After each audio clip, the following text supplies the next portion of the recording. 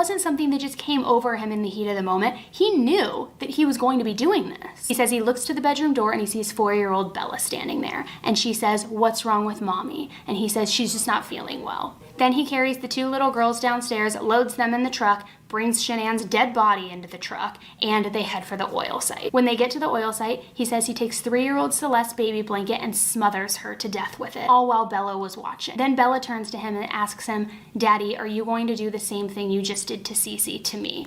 I mean, this is heartbreaking. She's a young girl, she's 4 years old, but she is aware of what's going on. He says that he takes the blanket and he does the same thing to Bella, and he says her last words were, "No, Daddy." He drops the 2 girls in the oil tanks, not even together, in 2 separate tanks, and he buries his pregnant wife in the shadows of the oil tanks in a dirt patch. This guy is a heartless sociopath. Now they finally have his true confession. The story is out there. People know what happened, so there can be some sort of level of closure. But sure enough, he starts talking again just a short time later. And this time, he unloads even more bombshells. As he's being interviewed, he says, "All I could feel was that at that moment, I was free to be with Nikki, his mistress." He says, "My feelings of love for her were so overwhelming, I felt no remorse." He goes on to say he was desperate for Nicole to bear his only son and hated the idea that Shanann was pregnant with their son, so before he killed her, he actually had tried to poison her to force a termination.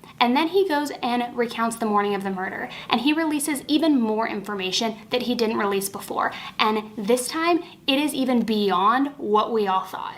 He says on the morning of August 13th, before he even had this argument with Shanann or told her that he wasn't in love with her anymore, he went over to the girls' bedroom. He says he used a pillow from their beds to smother them and kill them. After he left the girls' room, he climbed back into bed with Shanann, and that's when the argument started. After he murdered Shanann, he looked to the bedroom door and he saw little Bella standing there, which is true because he even said this in his earlier confession. However, he said, "I didn't know how she was standing there alive. I had just killed her and Cece.